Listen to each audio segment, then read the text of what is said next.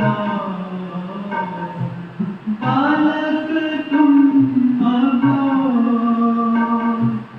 अपने घर को लाओ।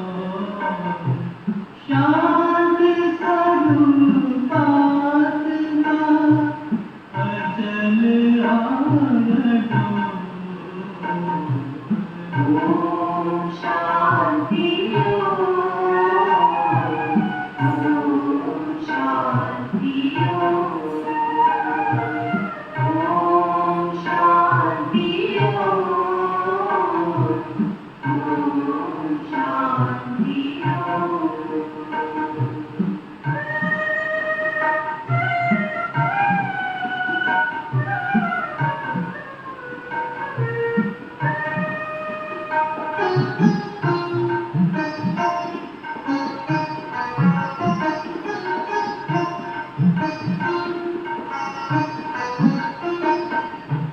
जीवन का रुकमो अंतर मन में सो, जीवन का रुकमो अंतर मन में सो। मनसा वाचा कर्मणा तजने अपना क्रोध। मनसा वाचा कर्मणा तजने अपना क्रोध, तजने अपना क्रोध। ओम शांति ओम शांति ओम शांति ओम शांति।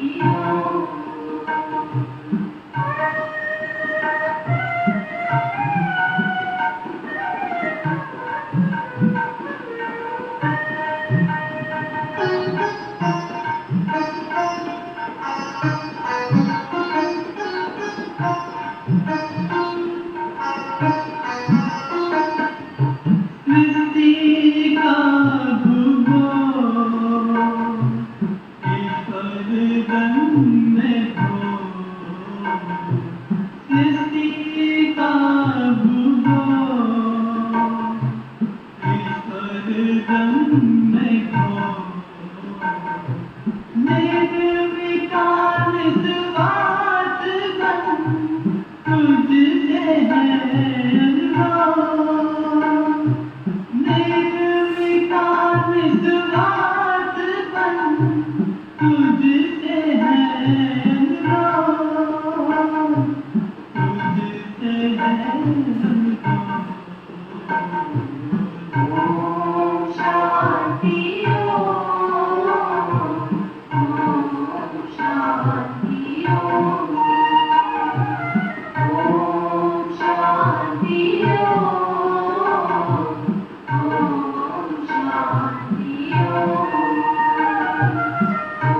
ओम शांति ओम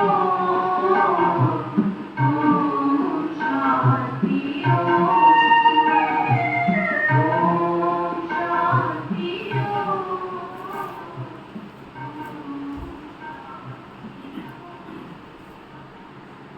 शांति।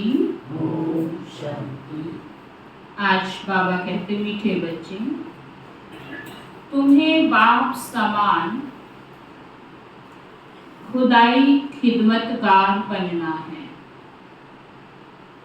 जैसे बाबा हम सबकी खिदमत करते हैं, सेवा करते हैं, ऐसे तुम्हें बाप समान खुदाई खिदमतगार बनना है। संगम पर बाप आते हैं तुम बच्चों की सेवा करने, खिदमत करने।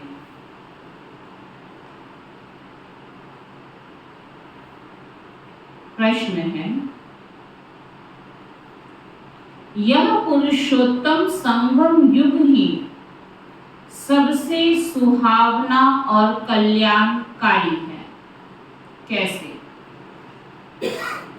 यह पुरुषोत्तम संगम युग ही सबसे सुहावना और कल्याणकारी है। बाबा कहते कैसे?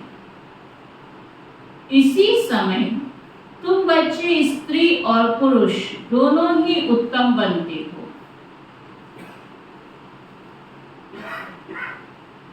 यह संगम युग है ही कलयुग अंत और सतयुग आदि के बीच का समय।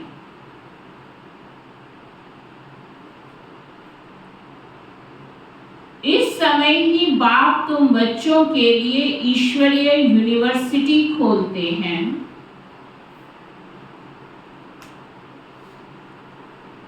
जहां तुम मनुष्य से देवता बनते हो।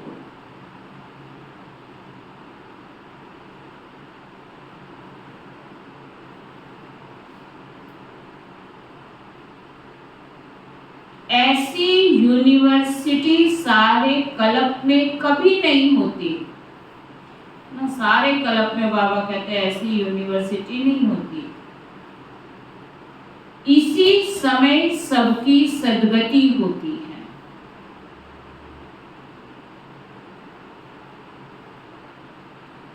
ओम शांति। रूहानी बाप रूहानी बच्चों को बैठ समझाते हैं। यहाँ बैठे बैठे एक तो तुम बाप को याद करते हो, क्योंकि वह पतित पावन है। उनको याद करने से ही पावन सतो प्रधान बनने की तुम्हारी एम है। ऐसे नहीं, सतो तक एम है। सतो तक मानो, सतो तक मानो त्रेता तक जाने का केवल लक्ष्य नहीं है। क्या बनना है? सतो या सतो प्रधान? सतो प्रधान। तो सतो प्रधान माना सतयुग की डिग्री और सतो माना त्रेता। तो आप यहाँ क्या बनने आ रहे हो? त्रेता तक का लक्ष्य तो नहीं है ना। सतो प्रधान बनना है, इसलिए बाप को भी जरूर याद करना है। फिर स्वीट होम को भी याद करना है, क्योंकि वहां जाना है। फिर माल मिल्कियत भी चाहिए, तो इसके लिए किसको याद करोगे? हाँ, बाबा कहते हैं इसलिए अपने स्वर्ग धाम को भी याद करना है, क्योंकि यह प्राप्ति है ना। एक बच्चा जब पढ़ाई करता है तो केवल अपना पढ़ाई दिमाग में नहीं रखता है, लेकिन उससे होने वाली प्राप्ति, मेहनत के साथ उसकी प्राप्ति उसको दिखाई देती है। मैं डॉक्टरी कर रहा हूँ, मैं इंजीनियरिंग कर रहा हूँ, मैं वकालत की पढ़ाई पढ़ रहा हूँ, जो भी कर रहा हूँ, उसके बाद क्या होता है? पढ़ते पढ़ते ही उसको अपनी डिग्री दिखाई देने लगती है, और उस डिग्री को पाते ही कितनी कमाई होगी वो भी उसके ध्यान पे रहता है, और उसी उमंग उत्साह के साथ वो पढ़ाई करता है कि कहीं मैं पीछे ना रह जाऊं। ऐसे ही होता है ना। तो ऐसे बाबा भी कहते हैं तुम बच्चों को भी स्वर्ग धाम याद होना चाहिए, यह तुम्हारी प्राप्ति है। यहाँ मेहनत कर रहे हो, लेकिन इस मेहनत के साथ क्या सत्युग की सीट दिखाई देती है? तो उसी हिसाब से हम पढ़ाई भी करेंगे, पुरुषार्थ भी करेंगे, और उसके बाद हमें प्राप्ति होगी। बच्चे जानते हैं हम बाप के बच्चे बने हैं, बरोबर बाप से शिक्षा लेकर हम स्वर्ग में जाएंगे।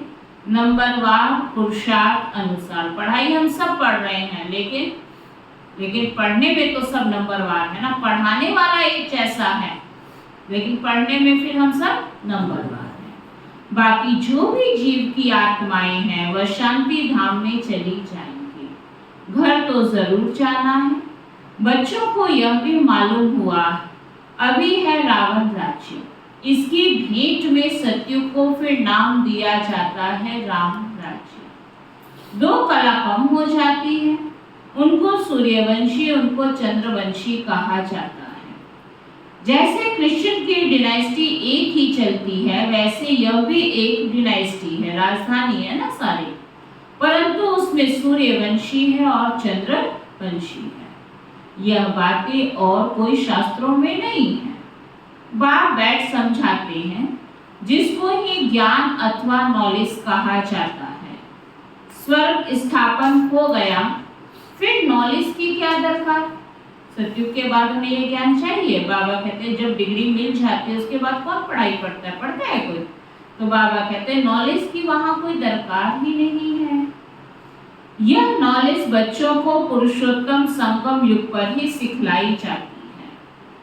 तुम्हारे सेंटर्स पर व म्यूजियम में बहुत बड़े बड़े अक्षरों में जरूर लिखा हुआ हो, क्या लिखा हो, कि बहनों और भाइयों, यह पुरुषोत्तम संगम युग है जो एक ही बार आता है। पुरुषोत्तम संगम युग का अर्थ भी नहीं समझते हैं तो यह भी लिखना है। वो कहेंगे पता नहीं कब आएगा, कौन सा संगम युग आएगा इनका, तो आगे क्या लिखो डिटेल में समझ आ जाए उसके लिए कि यह कलयुग अंत और सतयुग आदि का संगम है। तब तो बुद्धि चलेगी ना, क्योंकि ये दोनों शब्द उनके सुने हुए हैं। कौन कौन से? कलयुग भी और सतयुग भी। फिर बुद्धि चलेगी कि हाँ अभी कलयुग चल रहा है तो कब आएगा वो संगम। प्रश्न आके पूछेंगे आपसे। तो संगम युग सबसे सुहावना कल्याणकारी हो जाता है। बाप भी कहते हैं मैं पुरुषोत्तम संगम युग पर ही आता हूँ, तो संगम युग का अर्थ भी समझाया है। वैशाल्य का अंत, शिवालय का आदि, इसको कहा जाता है पुरुषोत्तम संगम युग। यहाँ सब है विकारी और वहां सब है निर्विकारी। आज बाबा दोनों युगों का कंट्रास्ट कर रहा है। पुरुषोत्तम संगम युग को बहुत क्लियर करके बच्चों को समझा रहा है। तो जरूर उत्तम तो निर्विकारी को कहेंगे ना। पुरुष और स्त्री दोनों उत्तम बनते हैं, इसलिए नाम ही है, क्या नाम है? पुरुषोत्तम संगम युग। उत्तम बनने का ये युग है। इन बातों का बाप और तुम बच्चों के सिवाय किसको पता नहीं कि यह संगम युग है। किसके ख्याल में नहीं आता कि पुरुषोत्तम संगम युग कब होता है। अभी बाप आए हुए हैं, वह है मनुष्य सृष्टि का बीज रूप। उनकी ही इतनी महिमा है। वह ज्ञान का सागर, आनंद का सागर, पतित पावन है। ज्ञान से सद्गति करते हैं। ऐसे तुम कभी नहीं कहेंगे कि भक्ति से सद्गति। दुनिया में भक्तों से भी जाकर पूछो तो सद्गति की इच्छा नहीं रखते हैं। क्या कहते हैं? हमें तो मोक्ष मिल जाए, मुक्ति मिल जाए। जीवन मुक्ति का पता ही नहीं है तो इच्छा क्या रखेंगे? उनको क्या चाहिए? मुक्ति। उनको क्या चाहिए? मोक्ष। बस उनको सद्गति का पता ही नहीं है। तो भक्ति से सद्गति नहीं कहते, ज्ञान से सद्गति होती है और सद्गति से ही सत्य। बाबा कहते हैं और सद्गति है ही सतयुग में। तो जरूर कलयुग का अंत और सतयुग आदि के संगम पर आएंगे। शिव बाबा कब आता है? कब आता है? कलयुग के अंत और सतयुग के आदि संगम पर बाबा आएंगे। कितना क्लियर कर बाप समझाते हैं। नए भी आते हैं, हूबहू जैसे कलप कलप आए हैं, आते रहते हैं। राजधानी ऐसे ही स्थापन होनी है। तुम बच्चों को मालूम है, क्या मालूम है?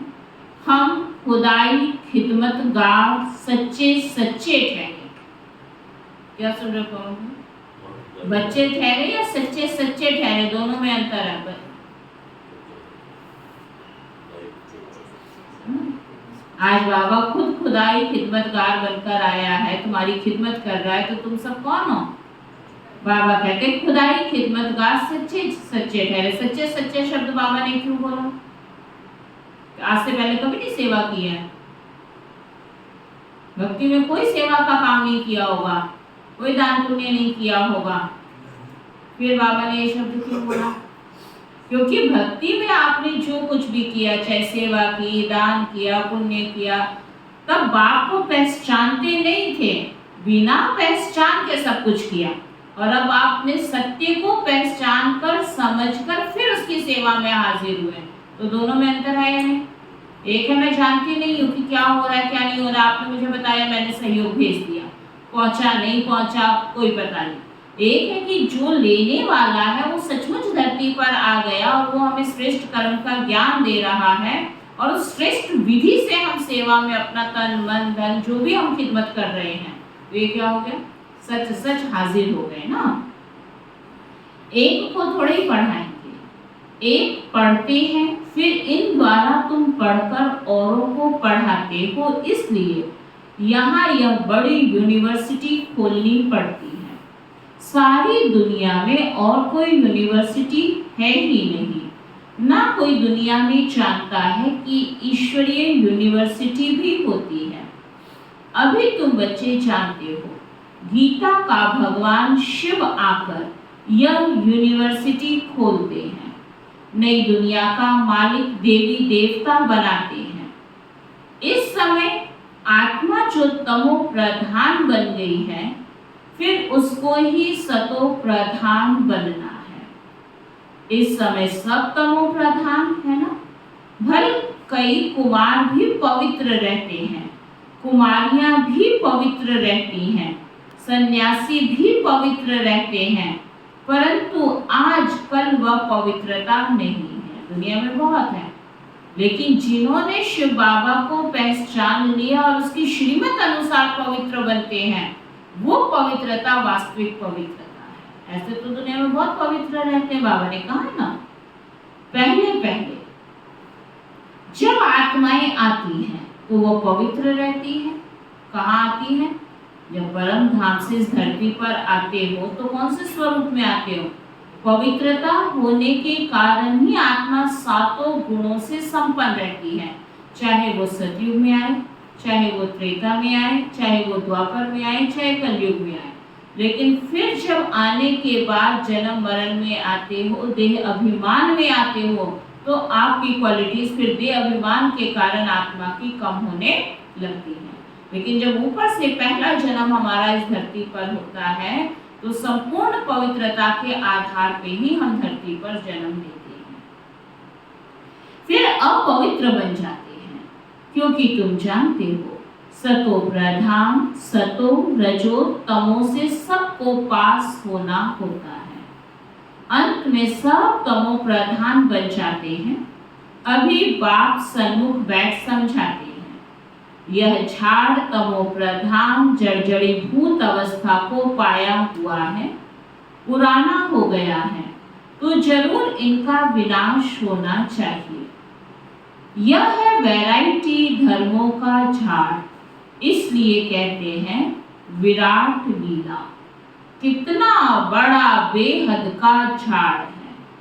वह तो जड़ झाड़ होते हैं, जो बीज डालो वह झाड़ निकलता है।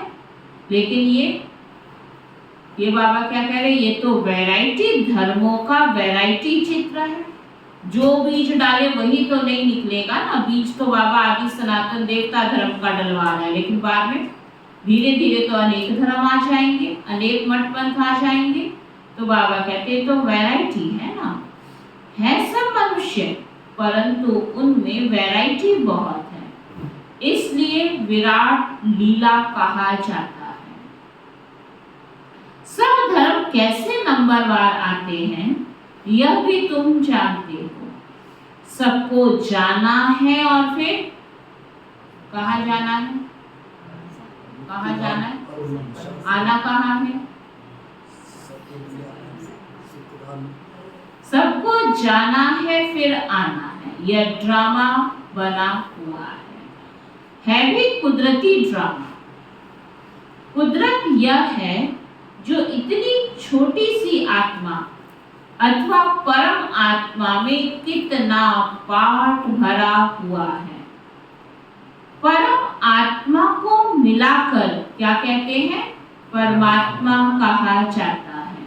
तो चलो बाबा के पास देखो अपने अपने पाठ को कि कैसे परम धाम जाओगे और फिर इस धरती पर आओगे तो कौन से युग में आओगे? सतो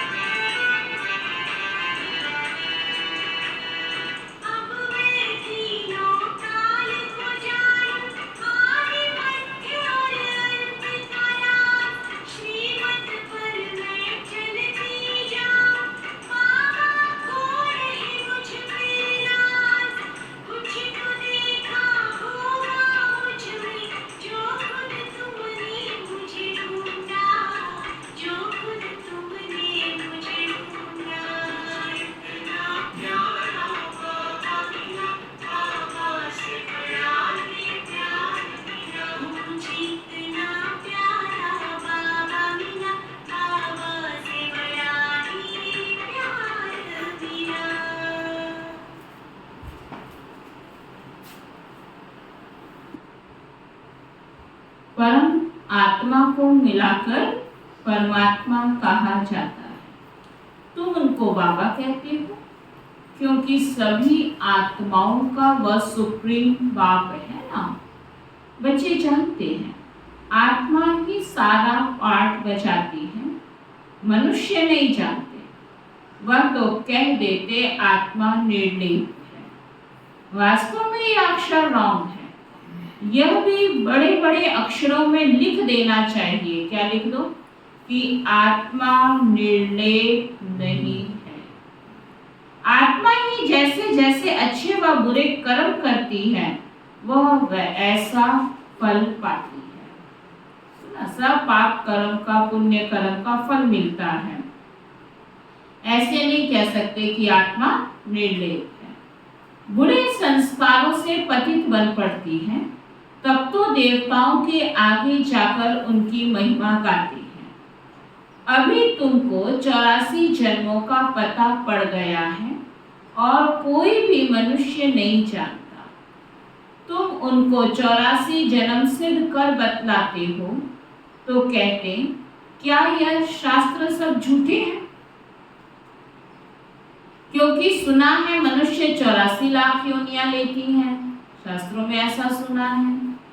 अभी बाप बैठ समझाते हैं वास्तव में सर्व शास्त्रमय शिरोमणि है ही गीता।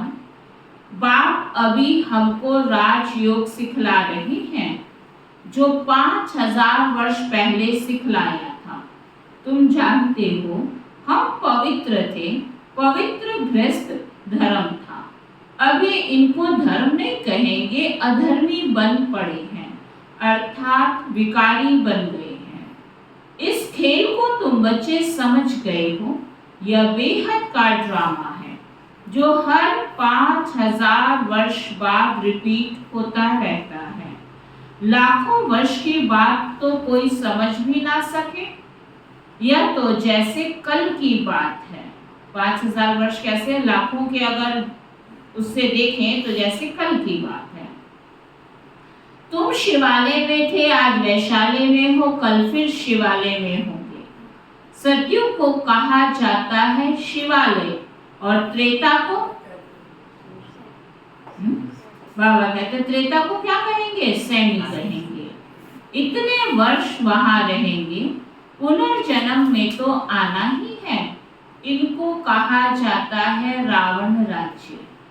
तुम आधा कल्प पतित बने, अब बाप कहते हैं गृहस्थ व्यवहार में रहते कमल फूल समान पवित्र बनो। कुमार कुमारियां तो है ही पवित्र, उन्हों को फिर समझाया जाता है ऐसे गृहस्थ में फिर जाना नहीं है जो फिर पवित्र होने का पुरुषार्थ करना पड़े।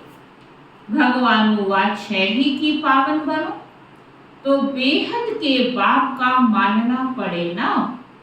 तुम गृहस्थ व्यवहार में रहते कमल फूल समान रह सकते हो, फिर बच्चों को पतित बनने की आदत क्यों डालते हो? खुद का जीवन पवित्र बनाते हो तो बाबा कहते बच्चों को पतित बनने की आदत क्यों डालते हो? जबकि बाप 21 जन्मों के लिए पतित होने से बचाते हैं। इसमें लोक लाज कुल की मर्यादा भी छोड़नी पड़े। क्या सुन रही है सुनीता में? क्या कहना है बाबा? ये नहीं लोक लाज है, परिवार वाले क्या कहेंगे, तो तुम्हारा क्या फायदा है बाबा पे निश्चय करने का? बाबा कहते लोक लाज कुल की मर्यादा भी छोड़नी पड़े। यह है बेहद की बात। कुमार तो सब धर्मों में बहुत रहते हैं, परंतु सेफ्टी से रहना जरा मुश्किल होता है। फिर भी रावण राज्य में रहते हैं ना। विलायत में भी ऐसे बहुत मनुष्य शादी नहीं करते हैं, फिर पिछाड़ी में कर लेते हैं, वो भी किस लिए? विकारी बनने के लिए नहीं, केवल कंपेनियनशिप के लिए। क्रिमिनल ऐसे नहीं करते हैं, ऐसे भी दुनिया में बहुत होते हैं। पूरी संभाल करते हैं, फिर जब मरते हैं तो कुछ उनको देकर जाते हैं, कुछ हिस्सा उनको दे दिया, कुछ अपना जहाँ सफल करना वहां कर लेते हैं। क्यों? बाबा कहते हैं क्योंकि पूरी संभाल की ना। कुछ धर्माओं में लगा देते हैं, उनका हक उनको दे दिया, कुछ धर्म अर्थ लगा दिया, ट्रस्ट बनाकर जाते हैं। विलायत में भी बड़े बड़े ट्रस्ट होते हैं जो फिर यहाँ भी मदद करते हैं। यहाँ ऐसा ट्रस्ट नहीं होगा जो विलायत को भी मदद करे। वहाँ वाले यहाँ भारत को मदद देते और भारत वाले वहाँ कहाँ मदद करे। यहाँ तो गरीब लोग हैं, क्या मदद करेंगे। देखो भारत की क्या हालत हो गई। जो सिरताज था आज वो इतना गरीब हो गया कि मदद लेने के निमित्त बन गया, मदद देने के नहीं बनता है। वहां तो उन्होंने पास बहुत पैसे हैं, भारत तो गरीब है ना। भारतवासियों की क्या हालत है। भारत कितना सिरताज था, कल की बात है। खुद भी कहते हैं 3000 वर्ष पहले पैराडाइज था, बाप ही बनाते हैं। तुम जानते हो बाप कैसे ऊपर से नीचे आते हैं पतितों को पावन बनाने। वह है ही ज्ञान का सागर पतित पावन, सर्व का सद्गति दाता अर्थात सबको पावन बनाने वाला। तुम बच्चे जानते हो मेरी महिमा तो सब गाते हैं। मैं यहाँ पतित दुनिया में ही आता हूँ तुमको पावन बनाने। तुम पावन बन जाते हो तो फिर पहले पहले पावन दुनिया में आते हो, बहुत सुख उठाते हो, फिर रावण राज्य में गिरते हो। भल गाते तो हैं, क्या गाते हैं? परम पिता परमात्मा ज्ञान का सागर, शांति का सागर, पतित पावन है। परंतु पावन बनाने के लिए कब आएंगे यह कोई भी जानते नहीं है पावन, लेकिन आएंगे कब यह कोई भी जानते नहीं।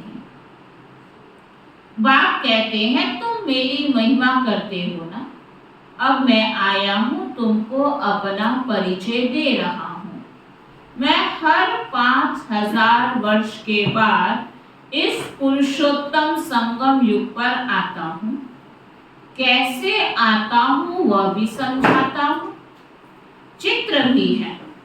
ब्रह्मा कोई सूक्ष्म वतन में नहीं होता है। ब्रह्मा यहाँ है, फिर ब्राह्मण भी यहाँ है, जिसको ग्रेट ग्रेट ग्रैंडफादर कहा जाता है, जिसका फिर सीजरा बनता है। मनुष्य सृष्टि का सीजरा तो प्रजापिता ब्रह्मा से ही चलेगा ना। प्रजापिता है तो जरूर उनकी प्रजा भी होगी। अब कुक वंशावली तो हो ना सके, जरूर फिर इतने बच्चे कहां से हो गए, जरूर फिर एडॉप्टेड होंगे। ग्रेट ग्रेट ग्रैंडफादर हैं तो जरूर एडॉप्ट किया होगा। तुम सब एडॉप्टेड बच्चे हो। अभी तुम ब्राह्मण बने हो, फिर तुमको देवता बनना है। वहां से सबको यहाँ आना है जरूर। जब सब आ जाते हैं फिर क्रिएटर भी आते हैं। वह क्रिएटर डायरेक्टर एक्ट भी करते हैं। बाप कहते हैं हे आत्माएं तुम मुझे जानते हो, जानते हो अपने क्रिएटर को, अपने डायरेक्टर को जानते हो। तुम आत्माएं मेरे सब बच्चे हो ना। तुमने पहले सतयुग में शरीरधारीवन कितना अच्छा सुख का पाठ बजाया, फिर क्या हुआ? फिर 84 जन्म बाद तुम कितना दुख में आ गए हो। ड्रामा के क्रिएटर डायरेक्टर, बाबा कहते ड्रामा के क्रिएटर डायरेक्टर को ही नहीं जानते, भूल जाते हो। यह भी बच्चे बेहद का ड्रामा है। बेहद ड्रामा को कोई भी जानते नहीं। भक्ति मार्ग में ऐसी ऐसी बातें बताते हैं जो मनुष्यों की बुद्धि में वही बैठ गई है। कथा सुनते रहे, कहानियां सुनते रहे, बस वही बातें बुद्धि में बैठ गई। अब बाप कहते हैं, क्या कहते हैं? मीठे मीठे बच्चों, यह सब भक्ति मार्ग के शास्त्र हैं। भक्ति मार्ग की ढेर सामग्री है।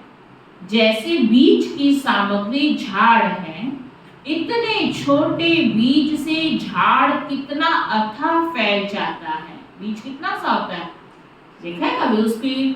उसको देख के कोई सोच सकता है इतना बड़ा इसमें वृक्ष समाया हुआ है। तो बाबा कहते कितना अथाह फैल जाता है, भक्ति का भी इतना विस्तार है। ज्ञान तो बीज है, उसमें कोई भी सामग्री की दरकार नहीं रहती। बाप कहते अपने को आत्मा समझ बाप को याद करो, और कोई व्रत नेम नहीं, यह सब बंद हो जाता है। अगर सही रीति से बाप को जान लिया, पहचान लिया तो बंद करना नहीं पड़ेगा। जब सत्य को आत्मा स्वीकार कर लेती है तो दूसरा कर्म वो कर ही नहीं सकती है। तुमको सद्गति मिल जाएगी, फिर कोई बात की दरकार नहीं। तुमने ही बहुत भक्ति की है, उसका फल तुमको देने के लिए आया हूँ। देवताएं शिवालय में थे ना, तब तो मंदिर में जाकर उनकी महिमा गाते हैं। अब बाप समझाते हैं, मीठे मीठे बच्चों, मैंने 5000 वर्ष पहले भी तुमको समझाया था। क्या समझाया था? क्या समझाया था? कि अपने को आत्मा समझो, देह के सब संबंध छोड़ मुझ एक बाप को याद करो, तो इस योग अग्नि से तुम्हारे पाप भस्म हो जाएंगे।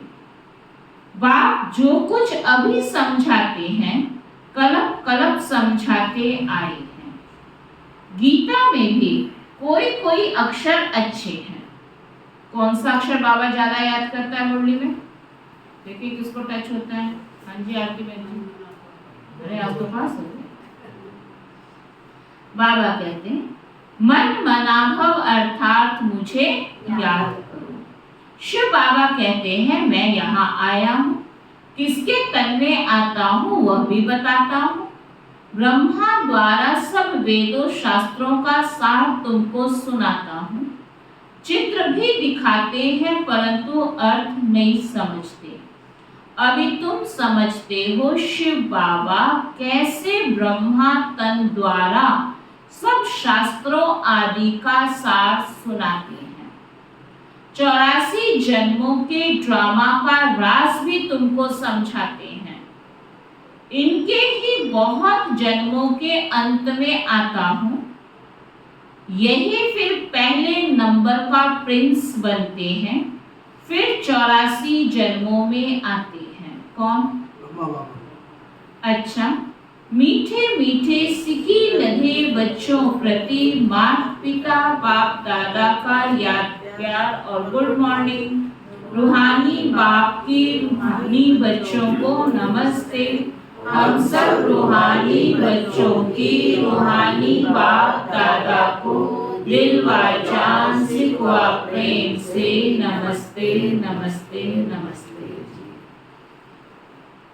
धारणा के लिए सार है, इस रावण राज्य में रहते पतित लोक लाज कुल की मर्यादा को छोड़ बेहद बाप की बात माननी है। सुन रहे हो सभी? क्या सुन रहे हो? लोक लाज नहीं देखो, क्या देखो? बाप ने जो मर्यादाएं बनाई है वह माननी है। गृहस्थ व्यवहार में कमल फूल समान रहना है। इस वैरायटी विराट लीला को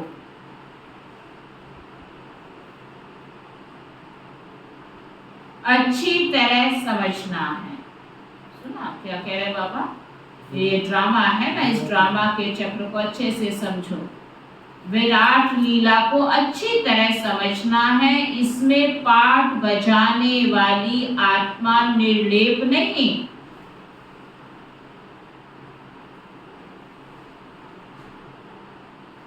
अच्छे बुरे कर्म करती और उसका फल पाती है। कोई भी कर्म करने के बाद आप सोचो कि बच जाओगे, नहीं। चाहे अच्छा है तो भी मिलेगा और बुरा किया है तो भी अवश्य मिलेगा। यह भूल जाओ कि पाप बहुत करने के बाद अगर थोड़ा सा पुण्य कर दिया तो आपके सब पाप धुल जाएंगे। कोई धुलने वाला नहीं है। पाप की सजा पाप मिलेगा, पुण्य की सजा पुण्य का फल पुण्य मिलेगा। इस तरह तो हर इंसान पाप करता रहे लास्ट में एक पुण्य कर दे, काम चल जाएगा? चल जाएगा नहीं। हाँ, पुण्य किया है उसका फल मिलेगा, लेकिन जो पाप किया है उसका भी मिलेगा। इसलिए ये बाबा कहते हैं अच्छी तरह से पक्का कर लो कि आत्मा निर्लेप नहीं है, पाप पुण्य का फल मिलता है। अच्छे बुरे कर्म करती और उसका फल पाती है। इस राज को समझकर फिर क्या करना है? अब तक तो नहीं समझा, लेकिन समझ लिया तो क्या करना है? श्रेष्ठ कर्म करने हैं। वरदान है, बाप के संस्कारों को अपने ओरिजिनल संस्कार बनाने वाले, शुभ भावना शुभ कामना धारी भव। बाप के संस्कारों को अपने ओरिजिनल संस्कार बनाने वाले कौन? शुभ भावना शुभ कामना धारी भव।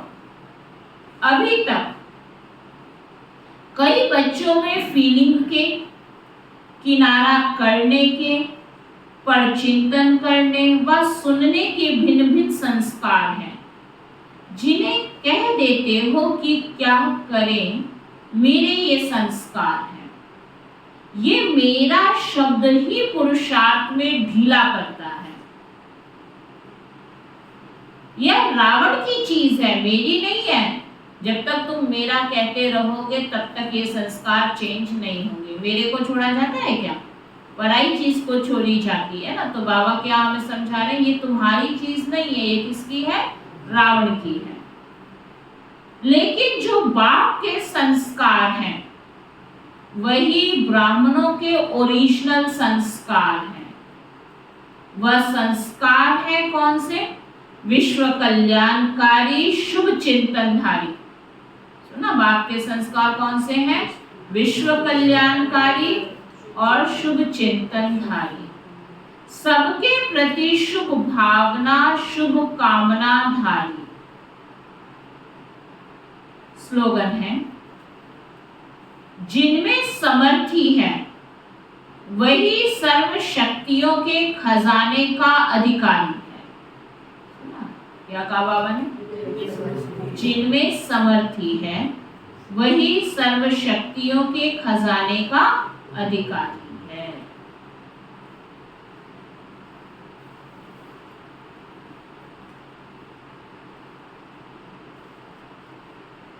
अच्छा, आज का अव्यक्त इशारा है, कभी भी इंसाफ मांगने वाले नहीं बनो। क्या सुना? तो क्या बनो?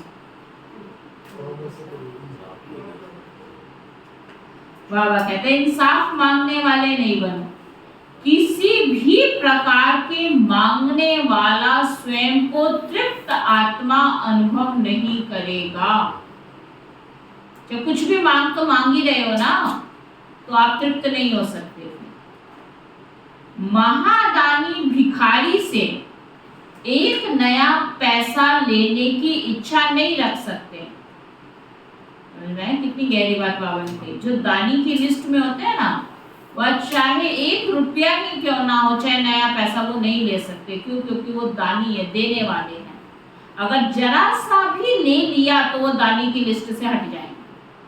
तो बाबा कहते हैं वह महादानी भिखारी से एक नया पैसा लेने की इच्छा नहीं रख सकते।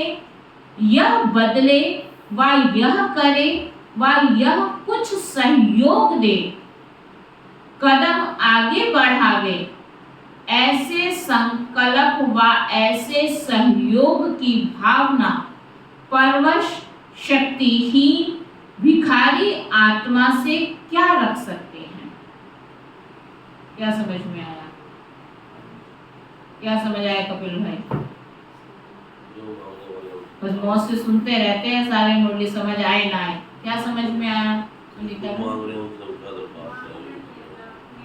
जो खुद ही भिखारी हैं, उन भिखारी से कुछ भी इच्छा रख लिया है ना, तो बाबा कहते हैं तो फिर आप महादानी नहीं है। इसलिए बाबा कहते हैं यह बदले, वह सहयोग दे, वो ये करे, वो ये करे, तो बाबा कहते हैं यह भी क्या है, मांगना हो गया ना। अच्छा, ओम शांति। ओम शांति। हम सबके मीठे प्यारे हम सबके मीठे प्यारे परम पिता परमेश्वर, परम पिता परमेश्वर, आज आपने हमें दानी वरदानी महादानी बनना सिखलाया। दानी वरदानी महादानी बनना सिखाया। आपका तहे दिल से बहुत बहुत शुक्रिया शुक्रिया शुक्रिया। बहुत बहुत शुक्रिया शुक्रिया शुक्रिया। पिता श्री ब्रह्मा बाबा, पिता श्री ब्रह्मा बाबा, मीठी मातेश्वरी मम्मा, मीठी मातेश्वरी मम्मा, इस यज्ञ के इस यज्ञ के सभी बड़ी दीदी और दादियाँ, सभी बड़ी दीदी और दादियाँ, इस यज्ञ के सभी ब्राह्मण वत्स, इस यज्ञ के सभी ब्राह्मण वत्स, ब्रह्मा कुमार कुमारियाँ, ब्रह्मा कुमार कुमारियाँ, संपूर्ण ब्रह्मांड में बसने वाले संपूर्ण ब्रह्मांड में बसने वाले सभी जीव जंतु, सभी जीव जंतु, पशु पक्षी, पशु पक्षी, नर नारी, नर नारी, मानव मात्र प्राणी, मानव मात्र प्राणी, प्रकृति के पांचों तत्व, प्रकृति के पांचों तत्व, धरती आकाश जल वायु अग्नि, धरती आकाश जल वायु अग्नि, आप सभी सदा सुखी हों, सदा सुखी हो, सभी निरोगी हों, सभी निरोगी हो, सभी मंगलकारी हों, सभी मंगलकारी हो। ऐसी हम सब श्रेष्ठ भावना शुभ कामना रखते हैं। श्रेष्ठ भावना शुभ कामना रखते हैं। आपने हमें जीवन जीने में जो सुख प्रदान किया, जो सहयोग दिया, शक्ति से भरपूर किया, आपका बहुत बहुत तहे दिल से शुक्रिया शुक्रिया शुक्रिया। शुक्रिया। धर्म की जय हो, अधर्म का नाश हो, प्राणियों में सद्भाव हो, विश्व का कल्याण हो, ऐसी हम सबकी श्रेष्ठ भावना शुभ कामना है। ओम शांति शांति शांति। ओम शांति शांति शांति।